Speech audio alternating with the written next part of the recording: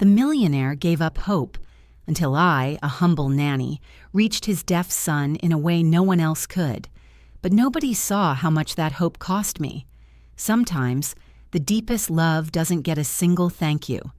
Maybe you're taking care of children whose parents never notice your efforts, or cleaning up while the house is quiet. Tell me, where are you watching from, and what time is it there? I promise today's story will touch your heart. I can still hear the distant laughter echoing from the grand living room of that Manhattan penthouse, the clinking of crystal glasses celebrating birthdays I was never invited to.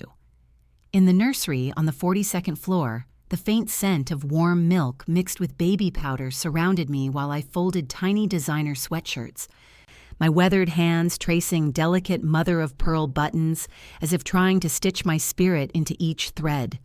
Exhausted tenderness radiated from every inch of my 58-year-old body, a quiet love that went unnoticed, buried beneath the cold marble silence of the house where I worked for 6 years. They called me help, never family, yet I was the beating heart behind their wealthy facade. The Ashford family owned half of Lower Manhattan's commercial real estate, their fortune built on decades of smart investments in the stock market and strategic cryptocurrency holdings that had made them millions when Bitcoin soared.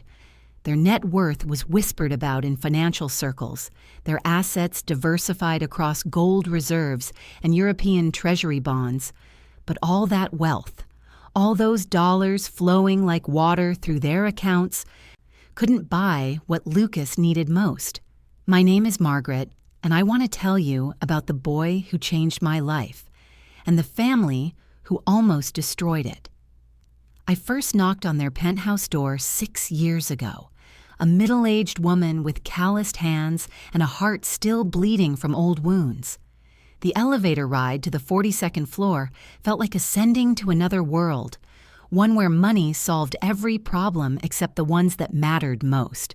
Mrs. Catherine Ashford greeted me in her pristine white kitchen, her blonde hair pulled back so tightly it seemed to stretch her smile.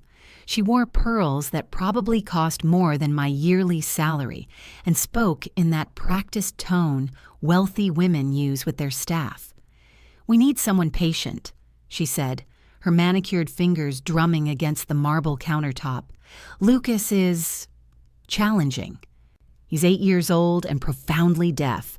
We've tried everything. The best specialists money can buy, private schools, behavioral therapists. Nothing works." Behind her, through floor-to-ceiling windows overlooking Central Park, I could see the city spreading out like a glittering promise. But in that moment, all I saw was a mother who had already given up on her child. Mr. Richard Ashford appeared then, his expensive suit wrinkled from a long day managing his investment portfolio. His eyes held the exhaustion of a man who could buy anything except the one thing he desperately wanted, a connection with his son.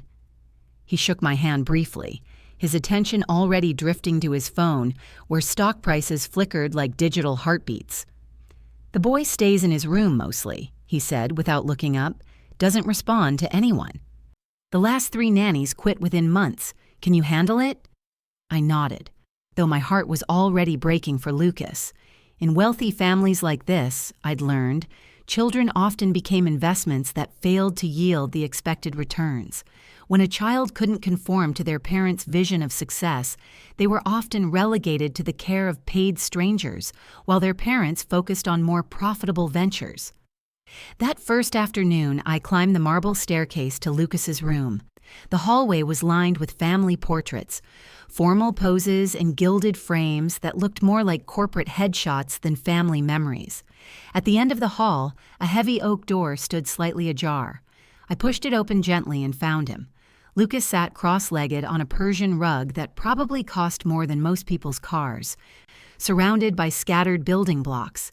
His dark hair fell across his forehead, and his small hands moved with precise determination as he constructed towers that defied gravity. When I entered, he didn't look up. In his silent world, footsteps held no meaning.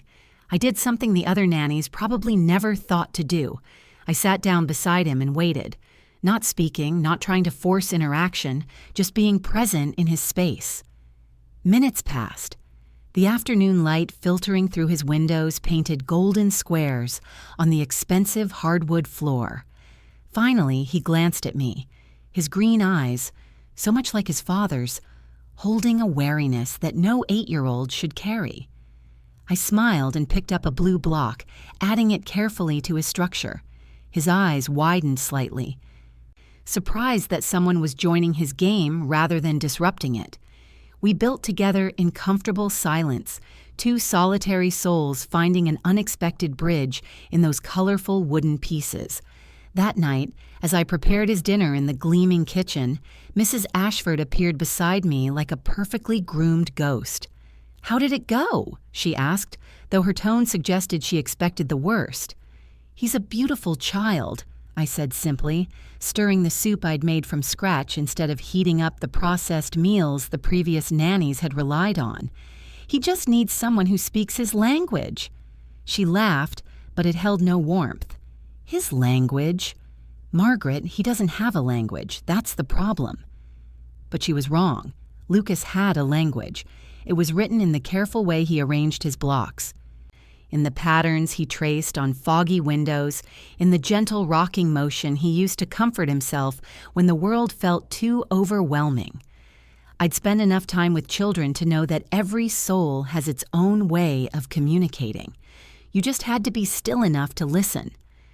The weeks that followed established a rhythm that would define our relationship for years to come. I arrived each morning at 7, letting myself into the penthouse with the key Mrs. Ashford had given me, a gesture that felt more like a burden than a privilege. The apartment would be silent except for the distant hum of the city below and the occasional ping of Mr. Ashford's phone as international stock markets opened and closed, adding digits to his already massive fortune. I would find Lucas in his room, sometimes still in pajamas, sometimes already dressed, but sitting motionless by his window overlooking Central Park. The isolation in that enormous apartment was palpable. All those square feet of marble and hardwood, all those expensive furnishings, but no warmth, no laughter echoing through the halls. I established routines that gave Lucas structure without rigidity. Breakfast together at his small table by the window, where I taught him to crack eggs and mix pancake batter. His face would light up with quiet concentration as he mastered each small task. I noticed he responded to visual cues and patterns, so I began incorporating simple signs into our daily activities. Not formal sign language at first, just basic gestures that connected actions to meaning. When he wanted more juice, I taught him to tap his cup twice. When he was finished eating, he learned to place his hands flat on the table. Small victories that his parents never witnessed because they were already at their respective offices, managing their vast financial empire, while their son learned to communicate one gesture at a time. The afternoons were ours entirely.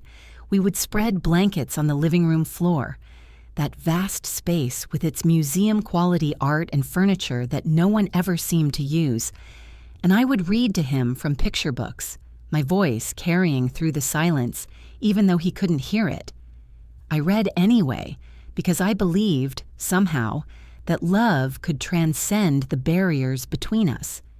His eyes would follow the pictures while my hands traced the words, and gradually I began to see recognition flickering in his expression. During those quiet afternoons, while Wall Street churned and his father's investments grew by thousands of dollars each hour, Lucas and I built our own small world. I brought my old photo albums from home, pictures of gardens I'd tended, children I'd cared for over the years, moments of simple joy captured in fading snapshots. He would study each image with intense focus, his small finger tracing faces and objects as if trying to understand the stories they held. One day in October, as autumn painted Central Park in brilliant oranges and golds, Lucas did something that stopped my heart. We were looking at a photo of my late mother's garden when he suddenly pressed his palm against his chest, then extended it toward me. It was a gesture I'd never taught him, something purely instinctive, his own creation. When I tried to understand what he meant, he repeated it, then pointed to the flowers in the photograph. I realized he was trying to tell me something about his heart, about beauty, about connection. In that moment, I knew we had broken through the wall that everyone said was impenetrable. Lucas wasn't nonverbal. He was multilingual in ways his parents couldn't imagine. But my growing bond with Lucas existed in a strange isolation. Mr. and Mrs. Ashford treated me with polite indifference, acknowledging my presence only when practical matters demanded it. I was paid well. They could certainly afford it with their diversified portfolio of international investments and their stake in several successful tech startups. But money can't buy respect, and it certainly can't purchase recognition of the human heart. I remember the evening Mrs. Ashford hosted a charity gala right there in the penthouse. The apartment filled with Manhattan's elite, women dripping in diamonds discussing their latest art acquisitions, while men clustered around the bar debating cryptocurrency trends and gold futures. Servers in crisp uniforms circulated with champagne and canapes, the crystal chandeliers casting dancing lights across faces flushed with wealth and self-importance. I kept Lucas in his room during the party, knowing the noise and crowd would overwhelm him. We sat together on his bed, playing quiet games and reading, while laughter and conversation drifted through the walls like smoke from another world. At one point, Mrs. Ashford appeared in the doorway, resplendent in a black evening gown that probably cost more than most people's cars. "Everything all right up here?" she asked, but her attention was already turning back toward her guests. "The Hendersons are asking about Lucas. I told them he's sleeping." It struck me then how easily she erased him from their social narrative. Lucas wasn't sleeping. He was right there, bright-eyed and alert, engaged in our quiet world. But admitting his presence would require explanations, would force uncomfortable conversations about difference and challenge. It was simpler to pretend he didn't exist during her carefully choreographed social performances. After she left, Lucas looked at me with those perceptive green eyes. Even at 8, he understood rejection. He'd pressed his palm against his chest again, that gesture that had become our secret language for matters of the heart. And I knew he felt the sting of being hidden away like a shameful secret. The irony wasn't lost on me. Here was a family whose fortune was built on communication. Mr. Ashford's real estate empire depended on negotiations, contracts, and constant connection to global markets. Their wealth flowed through fiber optic cables and satellite signals, binding them to financial centers around the world. Yet they couldn't find a way to connect with the beautiful, intelligent boy who shared their home. As winter settled over Manhattan, I began to see changes in Lucas that filled me with quiet pride. His vocabulary of gestures expanded daily, and he started creating complex narratives with his building blocks, constructing elaborate cities and then moving small figures through them in intricate patterns that told stories only he could see. When I brought my old digital camera to work, nothing fancy, just a simple point and shoot, he became fascinated with capturing images, developing an eye for composition that surprised me. One afternoon, as snow dusted the windows and Central Park transformed into a winter wonderland 42 floors below, Lucas photographed shadows on the wall. Not random shots, but careful compositions where light and darkness created faces, animals, entire landscapes of emotion. When I showed the pictures to Mrs. Ashford that evening, she glanced at them briefly before setting them aside. "That's nice, Margaret," she said, but her tone suggested she was humoring me rather than recognizing her son's emerging artistic vision. "Just make sure he doesn't break the camera."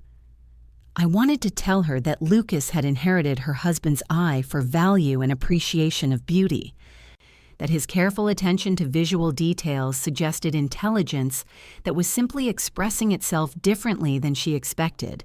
But I held my tongue. In my years of caring for other people's children, I'd learned that parents often resist seeing their children's gifts when those gifts don't align with their own definitions of success. The months passed, and our private world grew richer even as the family dynamics remained frozen in place. Lucas began showing me things he'd never shown his parents. Collections of interesting stones he'd gathered from their rare trips to Central Park, drawings he made with extraordinary attention to detail, elaborate games of pretend where he assigned personalities and voices to his stuffed animals. I started learning formal sign language on my own time, spending evenings in my small Queens apartment with library books and online videos, my tired fingers practicing the graceful movements that would open new doors between Lucas and the world. The irony wasn't lost on me that while his parents invested in Bitcoin and precious metals, I was investing my limited time and energy in becoming fluent in his true language. By spring, Lucas was teaching me as much as I was teaching him. His natural signing was often more expressive than the textbook versions I'd studied, his gestures flowing with an artistic quality that made communication feel like dance. We developed our own hybrid language, part formal ASL, part invented gestures, part pure emotional connection that transcended any conventional system. But this growing bond, this beautiful flowering of communication and trust, seemed to make his parents increasingly uncomfortable. I would catch Mrs. Ashford watching us with an expression I couldn't quite read, part envy, part resentment, part something else that felt darker. Their son was blooming in ways they'd never imagined possible, but instead of celebration, I sensed a growing tension that made the penthouse feel smaller, despite its grand proportions. One evening in May, as I prepared to leave for the day, Mr. Ashford appeared in the kitchen where I was washing Lucas's dinner dishes. He stood awkwardly by the marble island, his expensive suit rumpled from another day of managing his vast portfolio of investments, his phone buzzing with updates from international markets that never slept. "Margaret," he said, his voice carrying a weight I hadn't heard before. "We need to discuss Lucas's progress." I dried my hands carefully, sensing this conversation would be important. "Of course, Mr. Ashford. What would you like to know?" He seemed to struggle with his words, a man accustomed to boardroom confidence now uncertain in the face of his son's emotional development. "Catherine thinks... We're wondering if perhaps Lucas is becoming too dependent on you, too attached." The words hung in the air like smoke from an expensive cigar, bitter and lingering. I felt something cold settle in my stomach, a premonition that our beautiful, fragile world was about to be shattered. "Lucas is learning to communicate," I said carefully. "He's discovering that his thoughts and feelings matter, that other people want to understand him. That's not dependence, Mr. Ashford. That's growth." He nodded, but I could see the conflict in his eyes. "I understand that, and we appreciate everything you've done. It's just..." He paused, checking his phone as another notification arrived from the Asian markets. "Catherine feels that Lucas should be focusing more on traditional therapies, academic preparation, skills that will help him function in the real world." The real world. As if the love and communication we'd built together was somehow artificial, somehow less valuable than the cold efficiency of traditional therapy sessions that had failed him repeatedly before I arrived. "With respect, sir," I said, choosing my words carefully, "Lucas is functioning. He's thriving. He's becoming the person he was meant to be." But I could see I wasn't reaching him. Mr. Ashford lived in a world where everything could be quantified, where investments either yielded returns or they didn't, where success was measured in dollars and percentages rather than the gradual blooming of a child's confidence. Lucas's progress couldn't be graphed on a spreadsheet or tracked like a stock portfolio, and that made it somehow less real to his father. That night, I lay awake in my small apartment in Queens, listening to the distant rumble of the subway and wondering if I was about to lose the most important relationship of my later years. Outside my window, the lights of Manhattan glittered like stars, each point of light representing someone's life, someone's dreams, someone's struggles. In one of those towers across the river, Lucas was probably lying in his expensive bed, looking out at the same city, unaware that his parents were already planning to limit the connection that had brought him back to life. The summer that followed was strange and beautiful and heartbreaking, all at once. Mrs. Ashford began scheduling more activities for Lucas: structured therapy sessions, academic tutoring, social skills classes with other children from wealthy families. His days became increasingly regimented, packed with appointments that left little time for the organic communication that had flourished between us.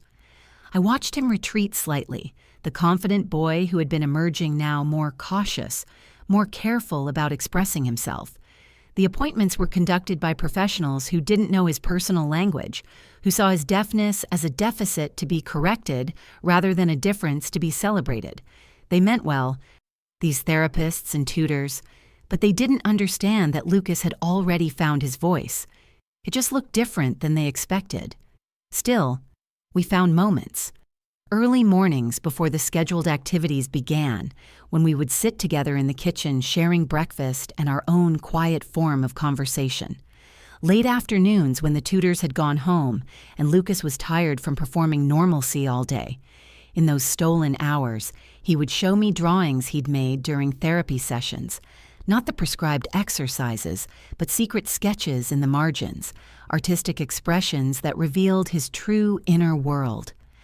One particularly warm July afternoon, while his parents were at their respective offices making more millions through carefully orchestrated stock trades and real estate deals, Lucas did something that broke my heart and filled it simultaneously.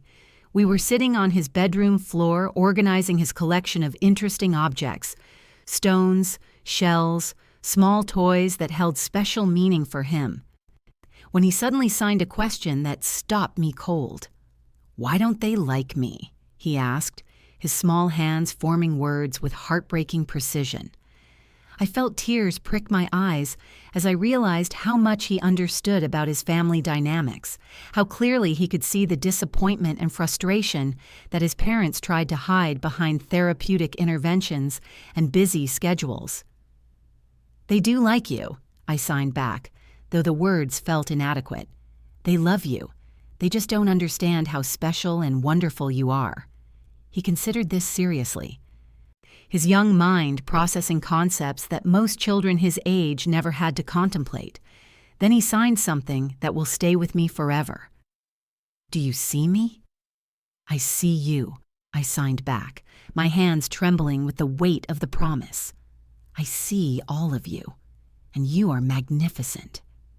He smiled then, that radiant expression that transformed his entire face, and I knew that whatever happened with his parents, this moment would sustain us both. In a world that insisted on measuring worth through financial statements and investment returns, Lucas and I had found something more valuable than all the cryptocurrency and gold reserves his father accumulated in offshore accounts. But our peace couldn't last. The tension in the household was building like pressure in a closed system, and I sensed that something would have to give soon. Mrs. Ashford's smiles became more strained, her conversations with me more formal and distant. Mr. Ashford spent even longer hours at his office, managing his vast fortune while remaining strategically absent from the emotional complexities at home. The breaking point came on a rainy September morning that started like any other, but ended with my world collapsing. I arrived at the penthouse to find Mrs. Ashford waiting for me in the foyer, her usually perfect composure replaced by something harder, more determined. Behind her stood a woman I didn't recognize, tall, severe, wearing the kind of expensive business suit that signaled authority and financial power. "Margaret," Mrs. Ashford said, her voice carrying a brittleness I'd never heard before. "This is Mrs. Richardson from the Harrison Academy. She'll be taking over Lucas's care and education." The words hit me like a physical blow.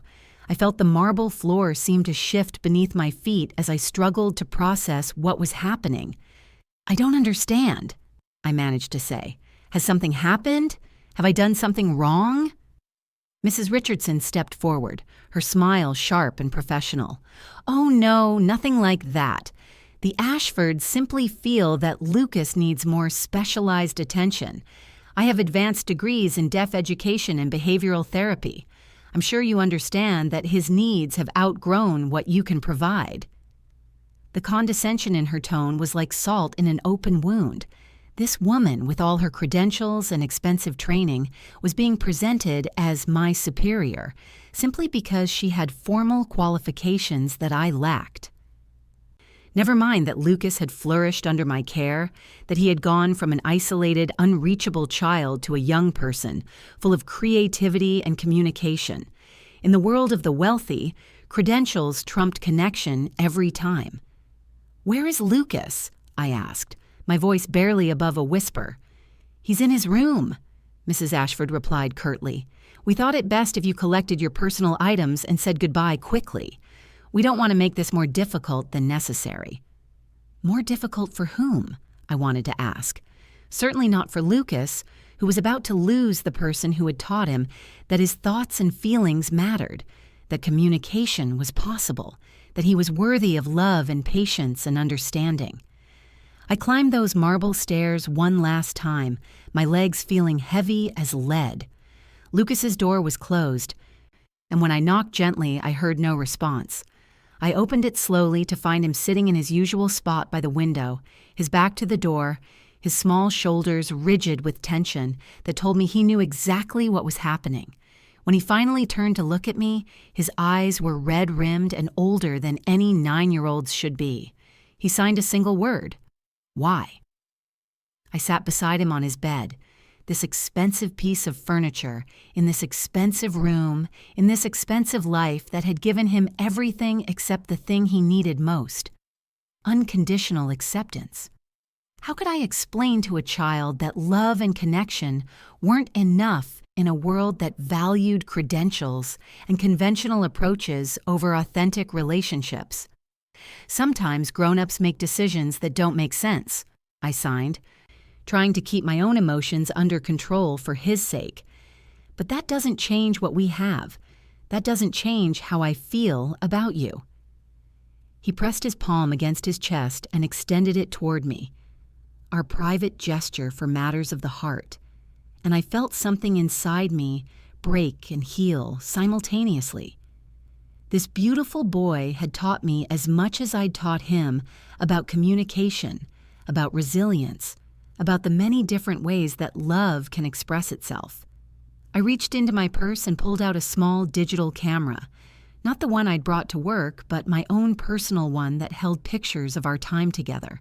Pictures of his art projects, his elaborate block constructions, his rare smiles, his growing confidence. I'd been taking them for months, creating a visual diary of his progress that his parents had never asked to see. "These are yours," I signed, placing the camera in his hands. "So you remember. So you know that someone saw how amazing you are." He clutched the camera against his chest, and I saw tears streaming down his face. Not the tears of a child throwing a tantrum, but the heartbroken tears of someone who understood loss far too young. We sat together in silence for a few more minutes, watching the rain streak down his windows, while 42 floors below, New York City continued its relentless pace. People hurried along sidewalks, yellow cabs honked through traffic, and in offices throughout Manhattan, fortunes were made and lost on fluctuating markets that never paused for personal tragedy. Finally, Mrs. Ashford appeared in the doorway, her expression carefully neutral. "Margaret, we really need you to finish up." I stood slowly, feeling every one of my 58 years in my bones. Lucas reached for my hand, his small fingers intertwining with mine in a grip so tight it almost hurt. I squeezed back, pouring all my love and faith and hope into that simple touch. "You are going to do wonderful things," I signed with my free hand. "You are going to show the world how brilliant and beautiful you are. And wherever I am, I will be thinking of you and being proud of you." He nodded, though fresh tears coursed down his cheeks. Then he let go of my hand, and I walked out of his room, down those marble stairs, past Mrs. Richardson, who was already unpacking her educational materials and behavioral modification tools. and out of the penthouse that had contained the most meaningful relationship of my later life. The elevator ride down 42 floors felt endless, each floor marking the distance growing between Lucas and me. When the doors finally opened onto the lobby, I stepped out into a world that looked exactly the same, but felt completely different. The doorman nodded politely, having no idea that my heart was breaking.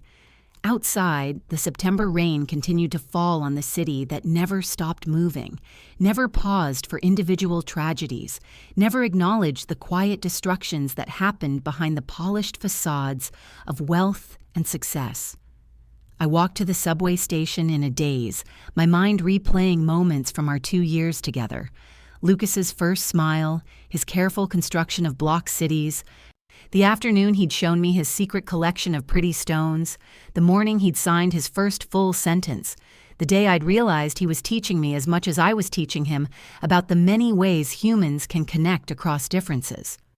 On the subway back to Queens, surrounded by the everyday struggles and small victories of working people, I felt the full weight of class divide in America. In the Ashford penthouse, decisions about Lucas's life were made based on financial calculations and social expectations. His parents could afford the best specialists, the most expensive schools, the latest therapeutic interventions, but they couldn't afford to see their son as he truly was. Not broken, not deficient, simply different and magnificent in his difference. The weeks that followed were the hardest of my life since losing my own daughter years earlier. I found part-time work with other families, but none of the children needed me the way Lucas had. None of them had his artistic eye, his silent wisdom, his capacity for deep emotional connection despite his inability to hear spoken words. I would lie awake at night, wondering how he was adjusting to Mrs. Richardson's structured approach, whether he missed our organic conversations and shared silences, whether he still practiced the gestural language we'd developed together.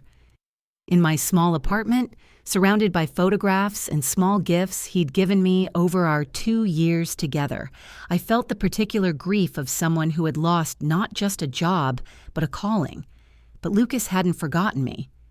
3 months after my dismissal, on a cold December morning when Manhattan was dusted with the season's first snow, my phone rang. The caller ID showed a number I didn't recognize, but when I answered, I heard the familiar voice of Mrs. Martinez, the Ashfords' housekeeper. "Miss Margaret," she said, her accent thick with emotion, "something has happened. You need to know." My heart stopped. "Is Lucas all right?" "He is. He is not eating. He is not talking to the new woman. He sits by his window and looks at your pictures on that camera you gave him, and he cries. Mrs. Ashford, she is worried. The boy, he is disappearing again." I closed my eyes, seeing Lucas clearly in my mind, small and lost in that enormous penthouse, surrounded by expensive educational tools and behavioral modification programs, but lacking the one thing that had brought him to life. Genuine human connection that accepted him exactly as he was. "Mrs. Richardson, she says he has behavioral problems," Mrs. Martinez continued. "But I know the truth. The boy, he has a broken heart." After I hung up, I sat in my kitchen staring out at the Queens skyline, Lucas's situation weighing on me like a physical burden. Part of me wanted to call Mrs. Ashford immediately to demand that they recognize what they'd done to their son. But I knew from experience that wealthy parents rarely admitted mistakes, especially when those mistakes involved personnel decisions they'd made with such certainty. Instead, I did something I'd never done before. I wrote a letter, not to Mrs. Ashford, who would dismiss anything I said as the complaints of a dismissed employee. Not to Mr. Ashford, who lived too deeply in his world of international investments and cryptocurrency trades to focus on emotional complexities. I wrote to Lucas himself. The letter took me hours to craft, written in simple words that captured all the love and faith and hope I carried for him. I told him about the children I'd cared for over the years, how each one had taught me something different about resilience and creativity and the many ways that people could be wonderful. I told him that being different wasn't being broken, that his way of seeing and experiencing the world was a gift that would serve him throughout his life. Most importantly, I told him that love doesn't disappear just because people are separated. That the bond we'd built through patience and understanding and mutual respect was permanent, unbreakable, safer than any investment his father could make in gold or technology stocks. I included photographs, pictures I'd taken of him during our happiest moments together, images that showed his growing confidence and creativity and joy. And I wrote instructions for maintaining the gestural language we'd developed, simple exercises he could practice alone until the day came when he could use those skills to connect with other people who would see his worth. The challenge was delivering the letter. I couldn't simply mail it to the penthouse. Mrs. Ashford would intercept anything addressed to Lucas, and Mrs. Richardson would certainly view my correspondence as interference with her therapeutic approach. But Mrs. Martinez had given me an opening, and I decided to trust in the network of working people who understood loyalty and love better than their wealthy employers. I met Mrs. Martinez at a small diner near the Ashford building on her day off. She was a woman in her 60s who had spent decades caring for other people's homes and families, and she understood immediately what I was asking of her. "The boy needs hope," she said simply, accepting the sealed envelope. "Mrs. Richardson, she treats him like a problem to solve, but you treated him like a person to love." She promised to find a way to get the letter to Lucas when the adults weren't watching, to let him know that someone still remembered not just his existence, but his worth. As we parted ways outside the diner, two working women who had devoted our lives to caring for others, I felt a connection that transcended the class boundaries that had defined so much of my experience with the Ashfords. Christmas came and went without word from the penthouse. I spent the holiday with my neighbors in Queens, sharing tamales and stories and the particular warmth that develops between people who understand struggle and mutual support. It was a meaningful celebration, but my thoughts kept drifting to Lucas, wondering if he was still looking at our photographs, still remembering the language we'd shared, still believing in his own worth despite the messages he was receiving from the adults around him. Then, in early January, everything changed. I was working at a temporary nanny job in Brooklyn, caring for twin girls whose parents were kind but overwhelmed by their own financial struggles. The children were sweet but didn't need the intensive attention and specialized communication that had made my work with Lucas so meaningful. I felt useful but not essential, helpful but not transformative. I was reading to the twins when my phone rang. The caller ID showed Mr. Ashford's personal number, and I felt my heart begin to race. "Margaret," his voice was tight with stress, "we need to talk. Can you come to the penthouse tonight?" I wanted to ask a dozen questions, but something in his tone suggested urgency that left no room for detailed conversation. "Of course, Mr. Ashford. What time?" "As soon as possible, please." The twins' mother agreed to come home early from work, sensing this was important. I rode the subway into Manhattan feeling like I was traveling backward through time, each station bringing me closer to a chapter of my life I'd thought was permanently closed. The penthouse looked exactly the same, vast, gleaming, impressive in its display of wealth and taste, but something felt different in the atmosphere, a tension that seemed to vibrate through the expensive air. Mrs. Ashford greeted me at the door, and I was shocked by how much she'd changed in just 4 months. Her usually perfect composure was cracked, her designer clothes somehow less crisp, her smile absent entirely. "Thank you for coming," she said, and for the first time since I'd known her, she sounded genuinely grateful rather than politely condescending. Mr. Ashford appeared behind her, his phone for once tucked away instead of constantly buzzing with market updates. His face held the exhaustion of a man whose money couldn't solve the problem that mattered most. "It's Lucas," Mrs. Ashford said without preamble.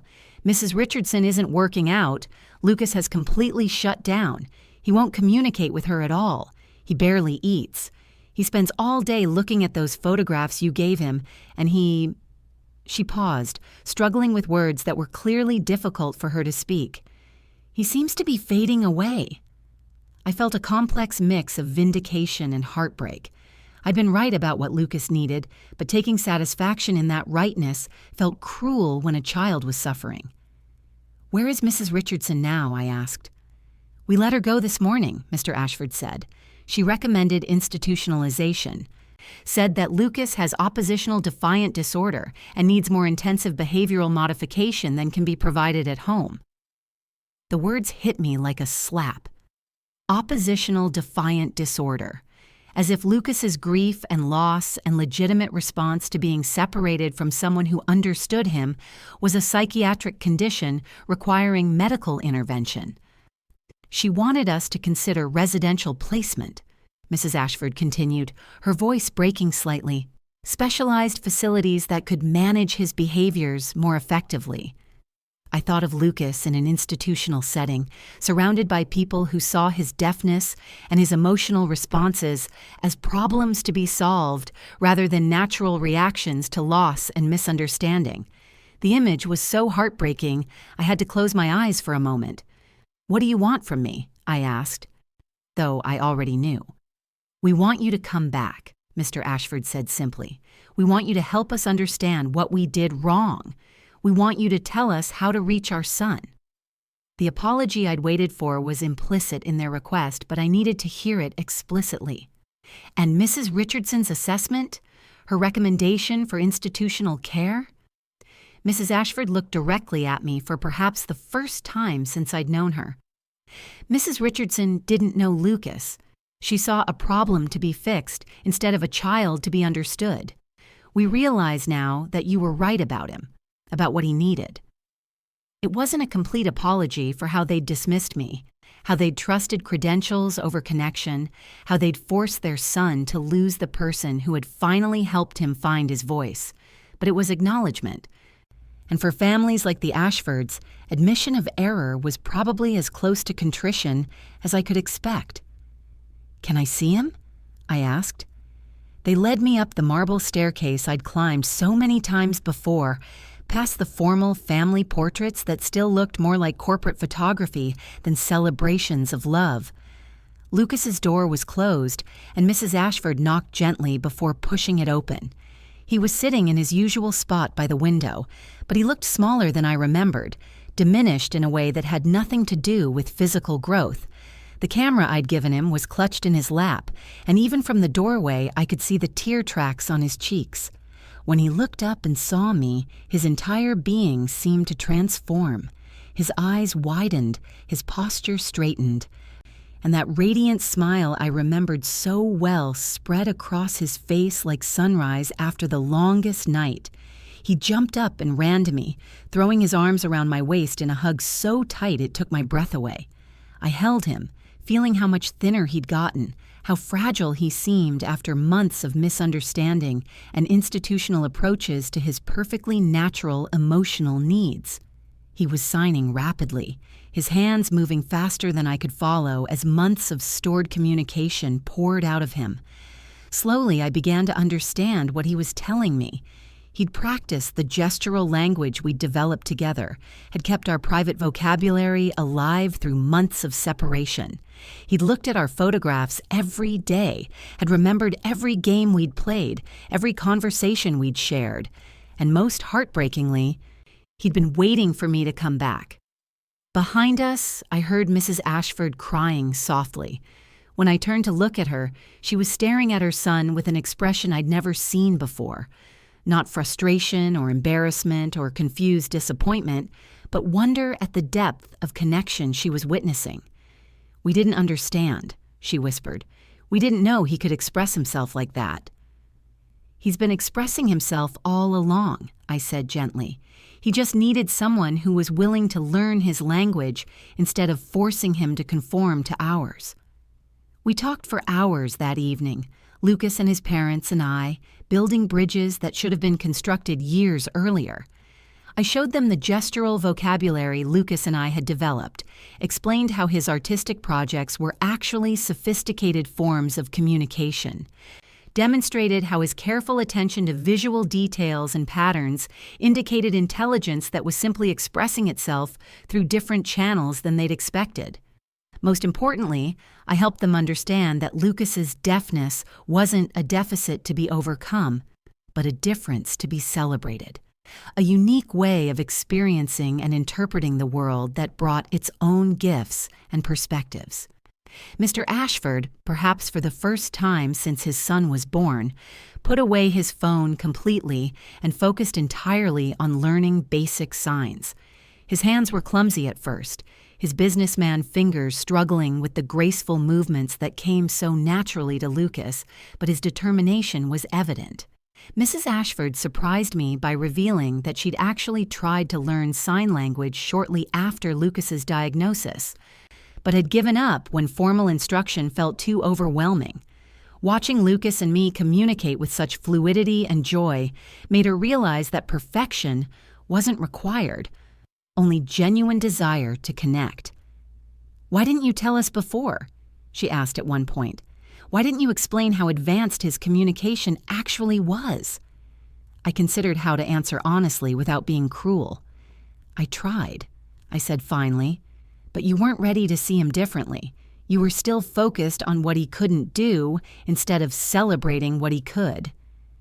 That night, I agreed to return to work for the Ashfords, but with conditions that protected both Lucas and myself. I would have input into any therapeutic or educational decisions affecting him. I would be included in family activities where appropriate, recognized as an important part of Lucas's support system rather than merely hired help. And most importantly, any future changes to Lucas's care team would be discussed with me first, acknowledging my unique understanding of his communication style and emotional needs. The months that followed were a revelation. With his parents finally willing to enter his world instead of forcing him into theirs, Lucas bloomed in ways that amazed everyone.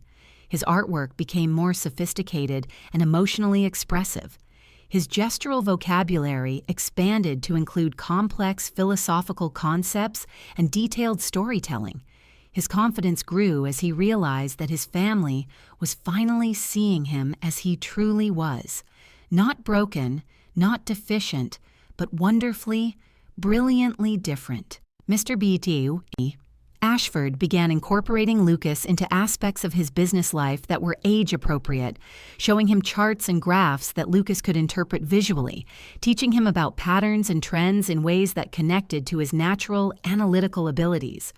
They discovered that Lucas had an intuitive understanding of mathematical concepts and visual relationships that would serve him well in any number of future careers.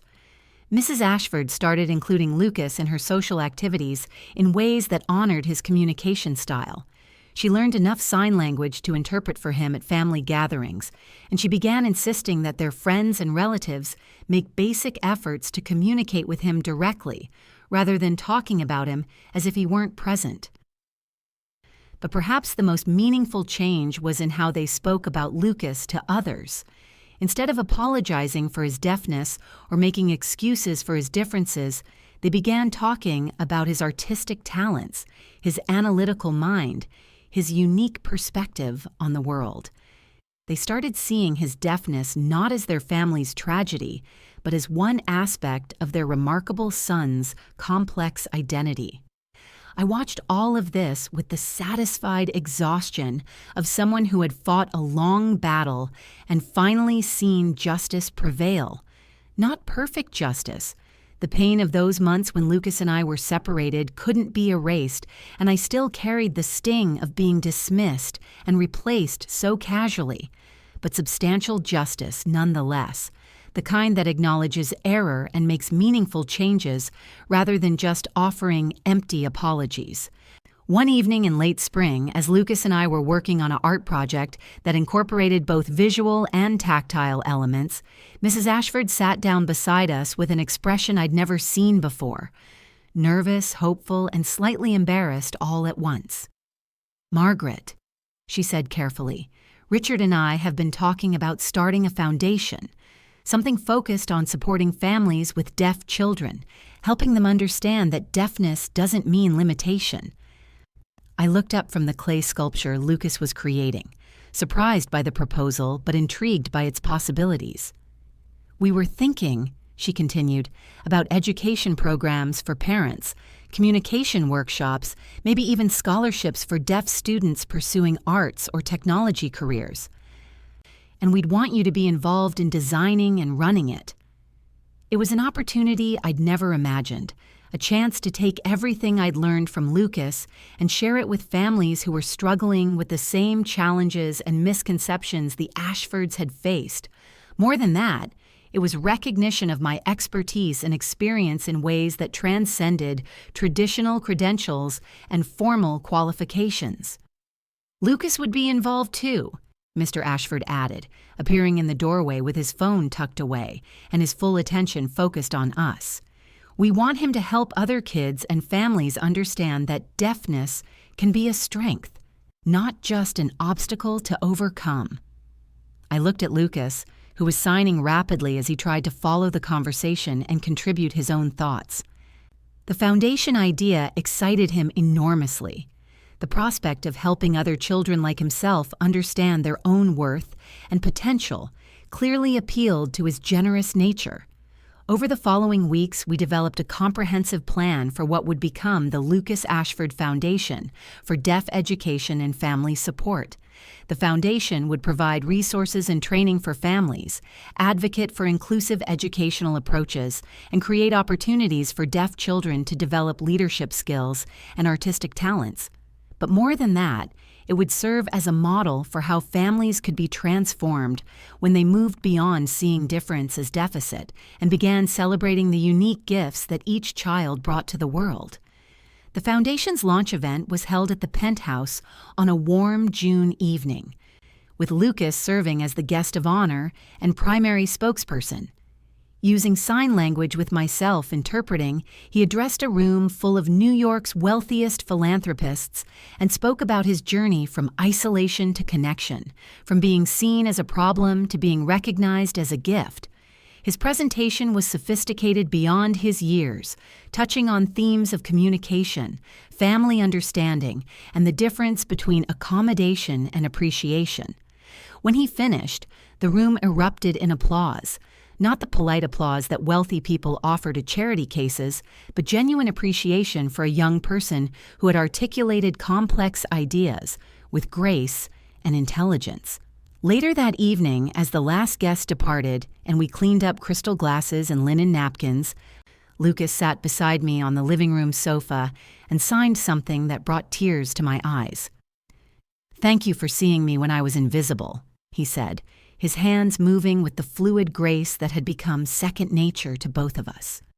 "Thank you for teaching me that love has many languages," I signed back, meaning every word. Mrs. Ashford had been watching our conversation, and she approached us with an expression of such gratitude and regret that I almost felt uncomfortable. "Margaret," she said, sitting across from us, "I owe you an apology that I should have given months ago. We were wrong to dismiss you. We were wrong to trust credentials over connection. We were wrong to assume that formal training mattered more than genuine understanding. It was the explicit apology I'd needed to hear, acknowledgement of the pain and injustice I'd experienced when they'd chosen Mrs. Richardson's impressive resume over the real relationship I'd built with their son." "Thank you," I said simply. "That means more than you know." "There's something else," Mr. Ashford said, joining our small circle on the sofa. "We've been talking to our lawyers and financial advisors about setting up a trust fund for the foundation, something that will ensure it continues beyond our lifetime. But we also want to set up something for you personally, recognition of everything you've given to our family." I started to protest. The opportunity to run the foundation was recognition enough, and I didn't want gratitude to be expressed through financial compensation that might feel like a transaction rather than genuine acknowledgement. "It's not charity," Mrs. T. Ashford said, understanding my hesitation. "It's justice. You gave years of your life to our son when we couldn't see his value. You invested your time and energy and love in ways that transformed our entire family. that deserves to be honored, not just with words, but with concrete support for your future. The trust fund they established was modest by their standards, but life-changing by mine. Enough to ensure security in my later years, enough to let me focus on the foundation work without financial stress, enough to acknowledge that my contributions had genuine value in their eyes.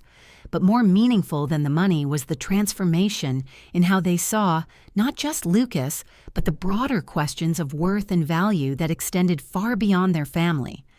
Mr. Ashford began incorporating inclusive hiring practices into his business empire, actively recruiting employees with disabilities and creating accommodations that allowed different kinds of minds to contribute their unique strengths. Mrs. Ashford used her social influence to advocate for inclusive policies in the private schools and cultural institutions that defined New York's elite circles. She became a vocal advocate for sign language interpretation at charity events and pushed her wealthy friends to examine their own assumptions about what constituted intelligence and talent. Most importantly, they both became parents who saw their son's deafness as one fascinating aspect of his complex identity, rather than the defining limitation of his life.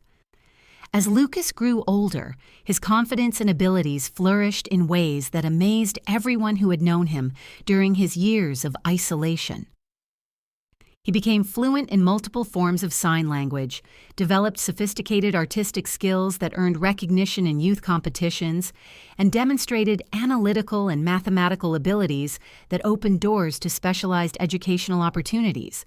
But perhaps most importantly, he became an advocate for other deaf children, using his communication skills and growing maturity to help families understand that deafness was a difference to be navigated, not a tragedy to be endured. The foundation grew rapidly, funded not just by the Ashford family fortune, but by donations from other wealthy families who had been touched by Lucas's story and wanted to support similar transformations in their own communities. We established programs in schools throughout the New York area, created mentorship opportunities for deaf teenagers, and developed resources for families that emphasize celebration of differences rather than correction of deficits. 3 years after my return to the Ashford family, I stood in our foundation's new headquarters in Midtown Manhattan, looking out at a city that had become the backdrop for one of the most meaningful chapters of my life. The building buzzed with activity, families attending communication workshops, deaf teenagers participating in leadership training, educators learning about inclusive teaching methods.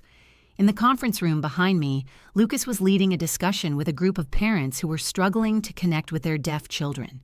At 14, he had become an articulate advocate for understanding and acceptance, sharing his own story with grace and wisdom that belied his years. His parents sat in the back of the room, watching their son facilitate conversations about communication and family dynamics with the same pride that other wealthy parents might feel watching their children excel at tennis or violin. They had learned to see Lucas's advocacy work not as compensation for his deafness, but as a natural expression of his intelligence, empathy, and leadership abilities. As the session concluded and families began to leave, many of them looking more hopeful than when they'd arrived, I felt the deep satisfaction that comes from work that genuinely matters. Here was something more valuable than any stock portfolio or cryptocurrency investment. The transformation of families, the empowerment of children who had been marginalized, the creation of understanding where ignorance had once prevailed. Lucas approached me as I stood at the window, his teenage growth spurt making him nearly as tall as I was now. He signed a question that made me smile. "Are you proud of what we've built?" "I'm proud of what you've built," I signed back. "I just helped you find your voice." He shook his head, his expression serious despite his youth. "We built it together. You taught me that my voice mattered. I'm teaching other kids the same thing." That evening, as I prepared to leave the foundation offices and return to my apartment in Queens, a much nicer apartment now, thanks to the trust fund the Ashfords had established, I reflected on the journey that had brought me to this point. The pain of being dismissed and replaced had transformed into purpose. The frustration of being undervalued by employers had become determination to create value for families who needed support. The love I'd felt for one special child had expanded into advocacy for countless children who deserved recognition and understanding. I thought about all the other nannies and caregivers and domestic workers who had encountered similar experiences, being dismissed despite their dedication, being replaced despite their expertise, being undervalued despite their love. My story had a happier ending than many, but the underlying dynamics were painfully common in a society that often failed to recognize the contributions of working people, especially working women who cared for other people's children. On the subway ride home, surrounded by the everyday heroes of New York City, teachers and nurses and custodians and home health aides and countless others whose work sustained the city but rarely received recognition, I felt connected to a community of people who understood that the most important work is often the least visible, the most loving contributions often the most overlooked, but I also felt hope. Lucas's story and the foundation that grew from it had demonstrated that transformation was possible when people were willing to examine their assumptions and change their behaviors. Wealthy families could learn to value understanding over credentials. Deaf children could find their voices and use them to help others. Working people could be recognized not just as help, but as human beings with wisdom and expertise that transcended formal qualifications. The foundation continued to grow and evolve, eventually expanding beyond New York to serve families throughout the region. Lucas remained involved as he continued his own education, using his platform to advocate for inclusive policies and attitudes while pursuing his own interests in visual arts and mathematics. Mr. and Mrs. Ashford remained committed supporters, but they also became students, learning continuously about disability rights and inclusive practices, and examining their own privileges in ways that inform their business and social decisions. And I found myself in a position I'd never expected, recognized as an expert in my field, sought after for speaking engagements and consulting opportunities, respected for the expertise I'd developed through years of hands-on experience with children who needed specialized attention and understanding. It wasn't fortune in the traditional sense. I would never have the millions of dollars that flowed through the Ashford investment portfolios. But it was wealth of a different kind: meaningful work, financial security, recognition of my contributions, and the satisfaction of knowing that my experiences of pain and dismissal had been transformed into something that helped other families avoid similar struggles.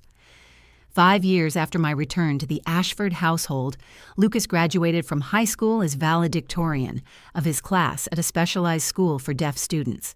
His graduation speech, delivered in sign language with voice interpretation, focused on the theme of communication across difference and the importance of seeing individual gifts rather than categorical limitations. In the audience, his parents sat with tears streaming down their faces. Not tears of pity or regret, but tears of overwhelming pride in the remarkable young man their son had become.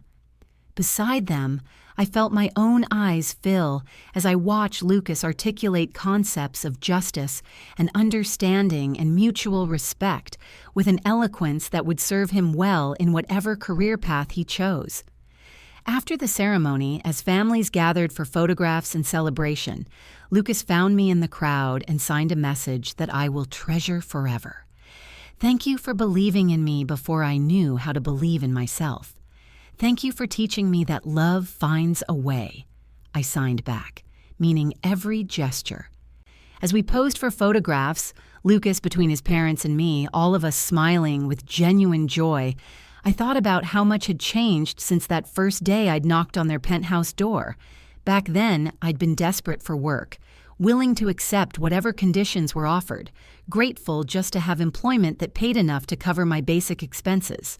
Now, I was a partner in meaningful work that drew on every aspect of my life experience. I was financially secure enough to make choices based on purpose rather than desperation. I was recognized and respected for expertise that had been dismissed and undervalued for so many years. But most importantly, I was part of a family. Not the wealthy Ashfords, who would always maintain certain class boundaries despite their genuine affection and gratitude, but the larger family of people who had learned to see difference as strength, who understood that communication takes many forms, who believed that love and patience and understanding could overcome seemingly impossible barriers. The foundation that began as recognition of what Lucas and I had built together had expanded into something larger than either of us could have imagined. With offices now in 4 states and partnerships with schools and advocacy organizations throughout the country, we were impacting thousands of families who were navigating the challenges and celebrating the gifts that come with raising deaf children. But perhaps the most meaningful aspect of our work was the way it had changed the conversation about disability and difference in the wealthy communities where I'd spent so many years feeling invisible and undervalued. Where deafness had once been seen as a private family tragedy to be managed with expensive specialists and discreet interventions, it was increasingly recognized as a form of human diversity that brought its own contributions to family and community life. Children who might once have been hidden away in specialized institutions were now active participants in mainstream schools and community activities. Parents who might once have spent fortunes trying to fix their children were instead investing in resources and accommodations that allowed their children to thrive as they were. And working people like me, who had been dismissed as mere help despite our deep understanding of the children in our care, were increasingly recognized as valuable team members whose insights and experiences deserved respect and consideration. It wasn't a complete transformation. Class prejudice and disability discrimination remain powerful forces in American society, and many families continued to struggle with the same challenges the Ashfords had faced. But it was meaningful progress, and I took satisfaction in knowing that our work was contributing to a more inclusive and understanding world.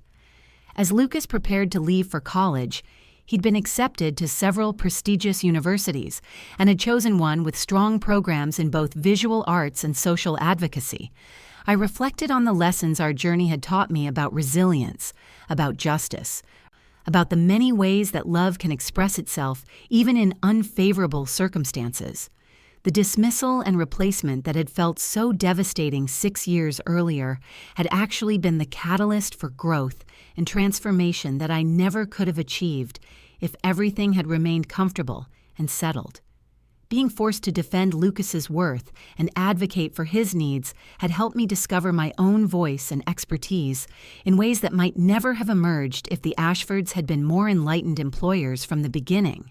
The pain had been real and deep, but it had also been productive, pushing all of us toward better versions of ourselves and more inclusive understanding of what families could be when they moved beyond narrow definitions of normalcy and success. On Lucas's last night before leaving for college, we sat together in the foundation offices after everyone else had gone home, looking through photographs and documents that chronicled our journey from that first tentative communication through building blocks to this moment when he was preparing to take his advocacy work to a national stage. "Do you think things would have been different if my parents had understood from the beginning?" he asked, his hands forming the familiar gestures of our private language alongside the formal ASL he'd mastered over the years. "Maybe," I signed back thoughtfully, "but maybe we all needed to go through struggle to appreciate what we found on the other side. Maybe the easy path wouldn't have taught us as much about ourselves and each other." He nodded. Considering this with the wisdom that had developed through years of being underestimated and then proving those low expectations wrong, the foundation wouldn't exist if everything had been smooth from the start. And you might not have become the advocate you are if you hadn't experienced dismissal and fought your way back to recognition, I added. As we turned off the lights and prepared to leave, I felt the satisfied exhaustion that comes at the end of meaningful chapters.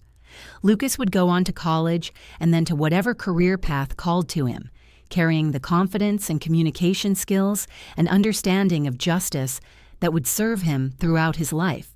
The foundation would continue and grow, serving families who would benefit from resources and understanding that hadn't existed when Lucas was struggling alone in his silence. And I would continue my own work, now expanded beyond individual family relationships to systemic advocacy and education, carrying forward everything I'd learned about seeing children's gifts instead of their limitations, about the value of patience and understanding over credentials and formal interventions. The subway ride home that night felt different than it had on so many previous evenings. Instead of the exhausted resignation that had characterized so many years of my working life, I felt the purposeful tiredness that comes from meaningful work well done. Instead of worrying about financial security or professional recognition, I felt grounded in relationships and values that transcended economic concerns. At home, in my comfortable Queens apartment, surrounded by photographs of Lucas and testimonials from families we'd served, and certificates recognizing my contributions to deaf education and family advocacy, I prepared for sleep with a gratitude that had been hard-won but was now unshakable. As I stood by my bedroom window, looking out at the lights of Manhattan where this chapter of my life had unfolded, I thought about all the women like me who had devoted their lives to caring for other people's children, who had given their patience and wisdom and love without recognition or adequate compensation, who'd been dismissed and replaced despite their expertise and dedication. Some of them, I knew, would find their own paths to recognition and justice. Others would continue working in invisibility, their contributions known only to the children whose lives they'd shaped and the families whose foundations they'd strengthened. But all of them deserved to know that their work mattered, that the love they gave was never wasted, that the children they cared for carried pieces of their wisdom and affection forward into their own lives and relationships. In a world that measured worth primarily through financial success and professional achievement, domestic workers and caregivers and nannies occupied a strange position, essential to family life but peripheral to public recognition, integral to child development but vulnerable to economic and social dismissal. My own story had a happier ending than many, but it wasn't unique in its basic dynamics. The class tensions, the struggles for recognition, the challenge of advocating for children's needs while navigating employers' expectations, these were common experiences among women who had chosen caring professions or found themselves in caregiving roles through economic necessity. What I hoped our foundation's work would contribute to was a broader understanding that expertise could develop through experience as well as through formal education, that love and patience were qualifications that deserved respect alongside degrees and certifications, that the people who knew children most intimately were valuable resources rather than obstacles to be managed or replaced. But beyond professional recognition, I hope that families would begin to understand the full humanity of the people they employed to care for their children. That nannies and caregivers were not just hired help, but human beings with their own wisdom and experience and emotional needs, deserving of basic respect and consideration in workplace relationships. Too many families I knew treated domestic workers as extensions of household equipment, present when needed, invisible when not required, replaceable when more convenient alternatives emerged. The casual dismissal I'd experienced from the Ashfords was unfortunately typical rather than exceptional, reflecting broader patterns of class privilege that allowed wealthy families to hire and fire caregivers without considering the emotional impact on children or the economic impact on working people. The trust fund the Ashfords had established for me was generous compensation for years of undervalued work, but it was also recognition that justice required more than apologies. It required concrete acknowledgement of contributions that had been dismissed and undercompensated for too long. As I finally settled into bed, I offered a prayer of gratitude for the journey that had brought me from invisible employee to recognized advocate, from dismissed nanny to foundation director, from someone whose expertise was questioned to someone whose insights were sought by families throughout the region. But I also offered prayers for all the women still struggling in positions like the one I'd once occupied, caring for other people's children with dedication and love while facing economic insecurity and social invisibility, fighting for recognition of their worth while navigating the complex dynamics of class and employment in American families. The next morning, I woke with sunlight streaming through my windows and the sounds of Queens awakening around me, a community of working people heading to jobs that sustained the city's life while rarely receiving recognition for their crucial contributions. I dressed carefully for Lucas's farewell breakfast at the penthouse, knowing this would mark the end of one chapter and the beginning of another in our relationship. He would always be the child who had taught me about the many forms that communication could take, who had shown me the difference between accommodation and appreciation, who had helped me discover my own voice as an advocate for inclusive understanding. But now he would also become a partner in advocacy work that extended far beyond our personal relationship, a young adult whose platform and privilege could advance causes that mattered to countless families facing similar challenges and opportunities. The penthouse breakfast was warm and celebratory, with Mr. and Mrs. Ashford clearly proud of their son's academic achievements and excited about his future as a college student and eventual leader in disability advocacy. But there was also sadness at his departure, recognition that his leaving marked the end of the intensive family work that had transformed all of their relationships over the preceding years. "This isn't goodbye," Mrs. Ashford said as we all prepared to leave for the airport. "Lucas will be home for holidays and summers, and the foundation work will continue bringing us together. We're family now, in ways that extend beyond employment or formal relationships." The word family coming from her lips still surprised me slightly, remembering the years when I'd been firmly categorized as help, rather than as a person with emotional connections to their household. But the transformation in her understanding had been genuine and sustained, reflecting growth that went beyond political correctness to authentic appreciation for relationships that transcended class boundaries. At the airport, as Lucas prepared to board his flight to begin college, he pulled me aside for a private goodbye that was conducted entirely in our original gestural language, the hybrid communication system we developed during our early years together, before formal sign language training had given us more conventional vocabulary. "You saved my life," he said with his hands, using gestures that carried emotional weight beyond their literal meaning. "We saved each other," I replied, meaning every movement. As his plane took off, carrying him toward the next phase of his education and advocacy work, I felt the bittersweet satisfaction that comes at the successful completion of meaningful projects.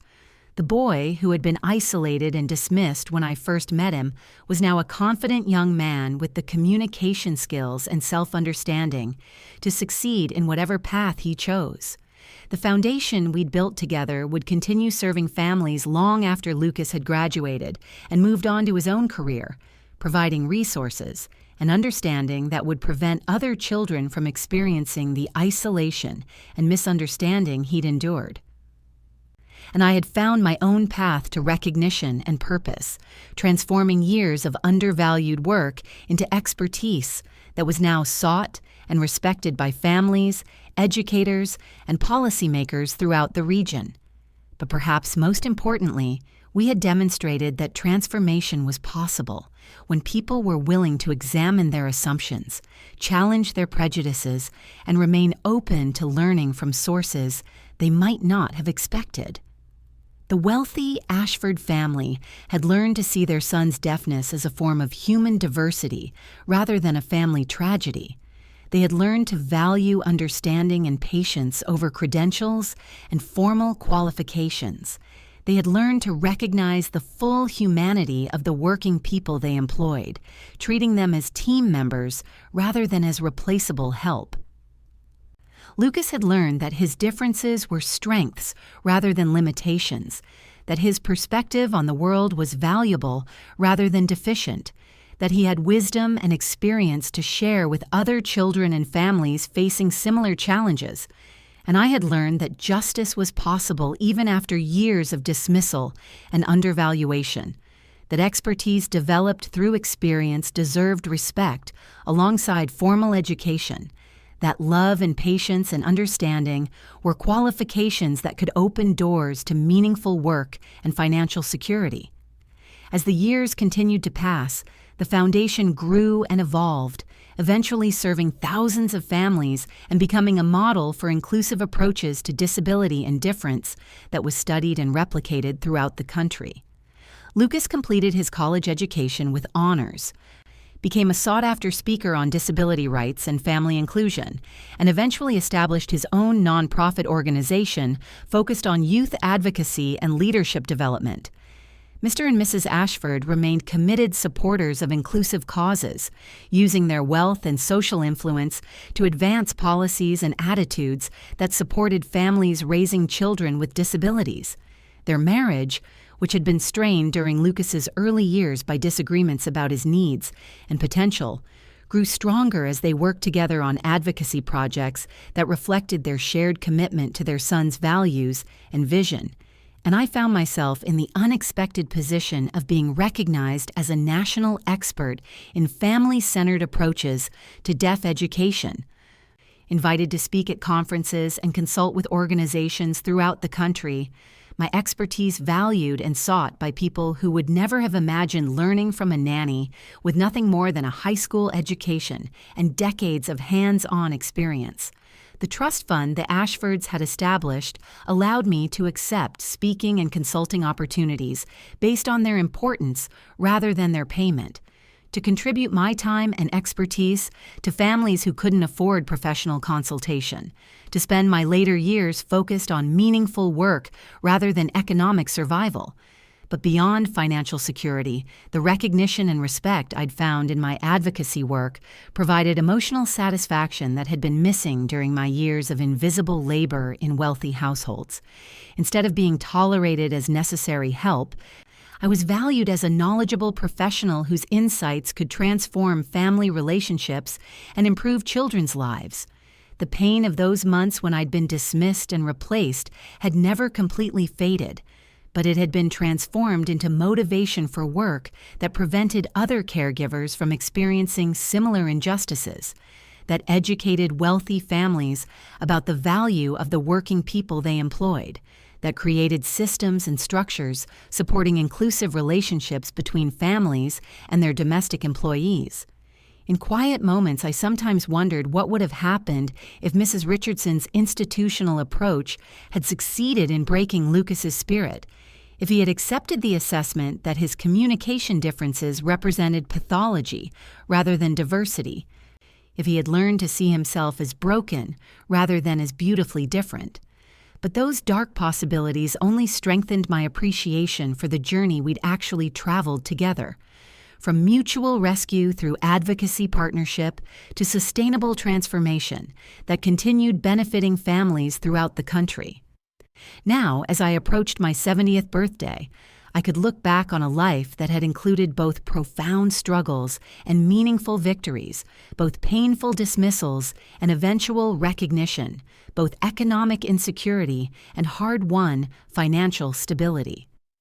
The girl who had lost her own deaf daughter years before I met Lucas would have found comfort in knowing that her grief would eventually transform into expertise that helped hundreds of other families navigate similar challenges with greater understanding and support. The middle-aged woman who had knocked on the Ashford penthouse door would have been amazed to discover that her patient work with one dismissed child would eventually grow into a foundation serving thousands of families and advocating for inclusive policies throughout the region.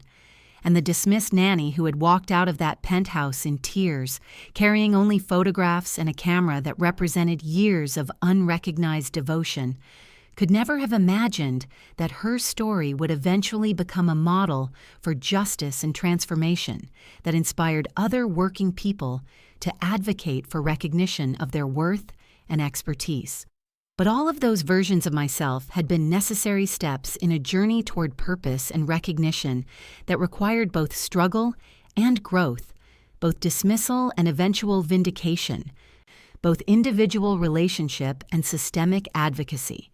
As I prepared for whatever chapters remained in my own story, I felt grateful for every difficult moment that had taught me resilience, every painful dismissal that had motivated me to fight for justice, every tear shed over unrecognized contributions that had eventually grown into determination to ensure that other caregivers received the respect and recognition they deserved.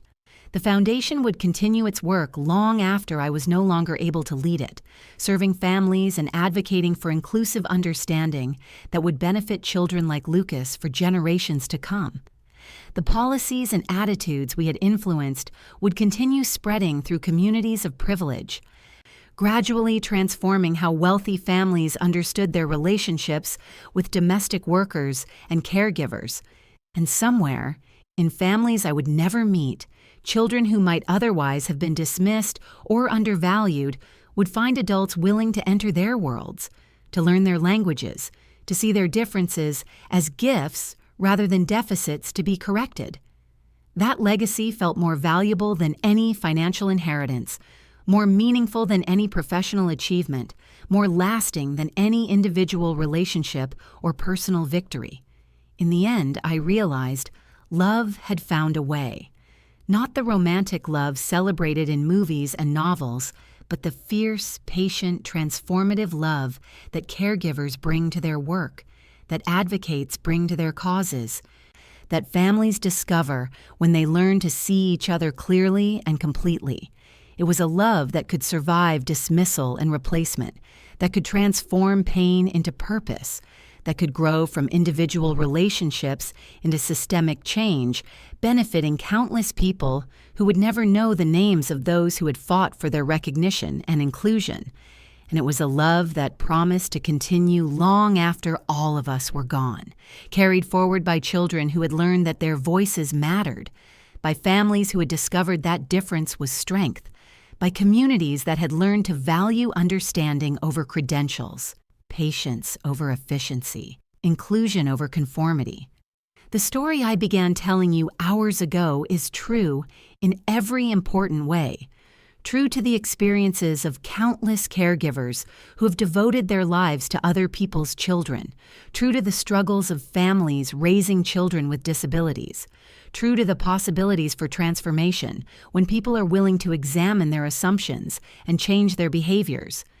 If you've been caring for someone else's child, wondering if your love matters, questioning whether your patience and understanding are valued, please know that your work is sacred, that your contributions are essential, that the children in your care are blessed to have someone who sees them clearly and loves them completely. If you've been struggling to understand and support a child with disabilities, feeling overwhelmed by expert opinions that don't match your family's reality, please know that your instincts matter, that love is the most important qualification for supporting your child, that expertise can be learned and relationships can grow when built on foundations of patience and acceptance. And if you've ever felt dismissed or undervalued despite your dedication and expertise, please know that justice is possible, that recognition can come even after years of invisibility, that your worth isn't determined by others' ability to see it. Have you ever cared for someone who later forgot you? Have you ever fought for recognition of your contributions? Tell me your story in the comments. I'd love to hear how love has found a way in your own life. If this story touched your heart, please like and subscribe so this message reaches another woman who deserves to feel seen and valued. To continue this emotional journey, we've prepared a special podcast with more moving stories just like this one. You can find it by clicking on the left. Thank you for walking this path of the heart with me. I'll see you in the next story.